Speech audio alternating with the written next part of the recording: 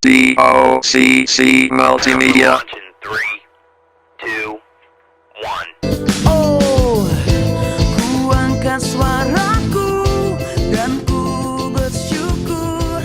Ku angkat tanganku dan ku berseru. Ya, hari ini saya mau share tentang bagaimana cinta Tuhan itu mendatangkan perlindungan. Katakan perlindungan. Perlindungan atau proteksi. Semuanya kita ikut asuransi di tempat ini. Saudara, ya, ikut asuransi itu baik, saudara, ya. Tapi asuransi di dunia terbatas, saudara. Amin. Tapi kalau asuransi dari sorga, Tuhan menjamin, saudara. Ya, Tuhan menjamin mati pasti masuk sorga, saudara. Itu asuransi Tuhan, saudara. Tapi dia juga bukan hanya menjamin yang di sana, saudara. Dia juga menjamin apa yang ada di bumi, saudara. Saudara, preminya berapa, saudara? Preminya bayar berapa kali?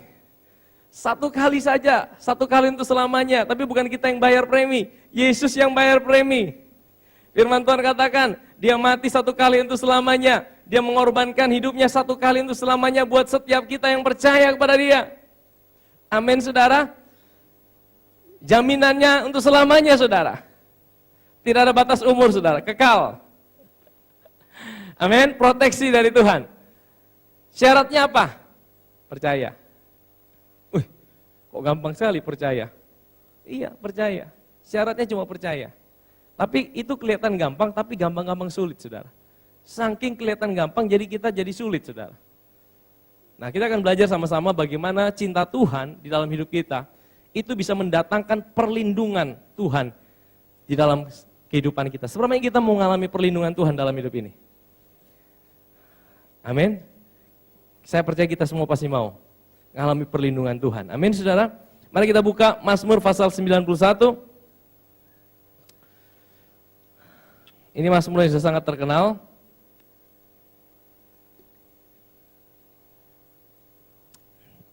Kita akan baca dulu, saya akan bacakan buat kita dari ayat pertama sampai terakhir. Bapak saudara perhatikan betul-betul setiap ayat demi ayat. Kalau Bapak saudara percaya, saudara katakan amin. Amin, saudara. Ya, amin mungkin tidak usah keras-keras, dalam hati saja, nanti terakhir baru katakan amin yang keras. Amin, saudara. Ya, kalau kata amin itu saudara menerima.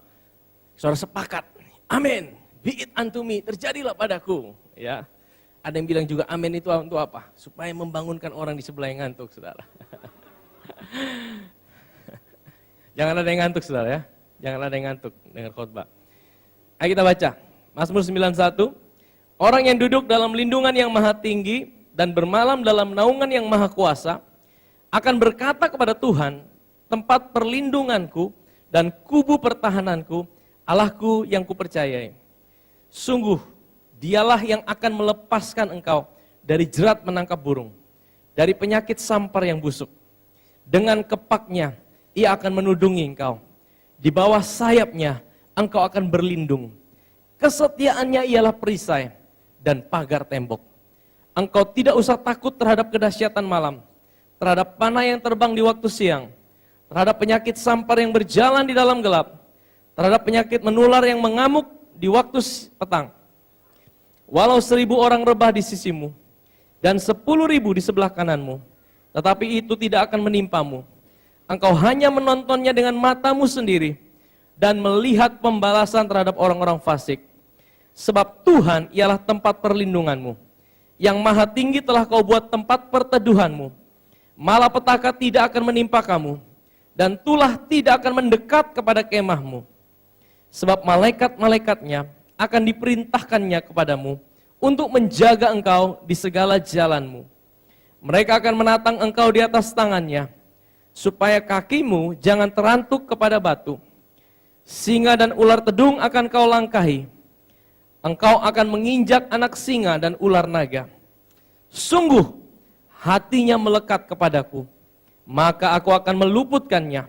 Aku akan membentenginya, sebab ia mengenal namaku. Bila ia berseru kepadaku, aku akan menjawab. Aku akan menyertai dia dalam kesesakan. Aku akan meluputkannya dan memuliakannya. Dengan panjang umur akan kukenyangkan dia, dan akan kuperlihatkan kepadanya keselamatan daripadaku. Katakan, amin. Ya. Bapak Ibu Saudara, Mazmur 91 ini adalah mazmur tentang proteksi atau perlindungan Tuhan. Kalau kita melihat semua ayat-ayat itu semua tentang proteksi. Tentang apa yang diproteksi, apa yang dilindungi. Ya. Tapi kalau kita baca dari ayat yang pertama, ini ada sedikit sepertinya ada syarat dan ketentuannya, Saudara.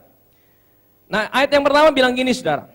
Orang yang duduk dalam lindungan yang maha tinggi dan bermalam dalam naungan yang maha kuasa. Dikatakan orang yang duduk. Apa artinya orang yang duduk, Saudara? Apa artinya orang yang duduk? Duduk itu berbicara tentang apa, Saudara? Kenapa kita duduk? Karena kita beristirahat, Saudara. Duduk itu lambang dari beristirahat. Duduk itu lambang dari kita rest. Amin, Saudara. Ya, nah Bapak Ibu Saudara seringkali disalahartikan. Wah, gereja ini sering ngatain rest. Wah, jadinya orang-orang jadi malas. Saudara, sebenarnya rest itu tidak ada hubungannya dengan apa yang ada di luar kita. Rest itu bukan berarti di luar kita tidak ngapa-ngapain. Kita duduk itu bukan berbicara tentang aktivitas kita. Kita rest atau kita duduk itu berbicara tentang apa yang ada di dalam hati kita. Banyak orang kelihatannya di luarnya sibuk, banyak orang di luar kelihatannya tidak ngapa-ngapain, banyak orang di luar kelihatannya santai, tidur, tapi di dalam hatinya ada sebuah badai yang besar. Sehingga dia tidak bisa tidur. Sehingga dia malam tidur tidak bisa tidur, harus minum obat tidur. Padahal tidak ngapa-ngapain. Itu bukan rest, Saudara. Rest itu adalah sekalipun aktivitas kita boleh banyak, kita sibuk, tapi dalam hati kita ada sebuah damai, ada sebuah sukacita, bukan karena keadaan kita baik-baik, tapi karena kita percaya akan cinta Tuhan di dalam kehidupan kita. Rest itu adalah ketika kita percaya dalam hati kita percaya sekalipun di luar boleh ada badai, sekalipun di luar boleh ada tantangan, sekalipun di luar boleh ada masalah, tetapi dalam hati kita percaya Tuhan yang ada buat kita tidak pernah tinggalkan kita. Cintanya lebih daripada segalanya buat hidup kita. Sehingga kita tetap mengalami sebuah ketenangan. Saya sering berkata bahwa bagi Tuhan untuk menyelesaikan masalah kita, persoalan kita, itu gampang, Saudara. Ya, setiap kita mungkin mengalami ada masalah, ya, lagi tidak punya kerja, atau masalah belum dapat jodoh, atau masalah engkau sedang bingung memutuskan sesuatu, atau dalam keluargamu engkau sedang mengalami masalah. Bagi Tuhan untuk menyelesaikan setiap persoalan kita, itu sangat gampang, Saudara. Tapi bagi Dia untuk membuat hati kita percaya sehingga kita boleh rest, itu yang lebih susah, Saudara. Amin, Saudara.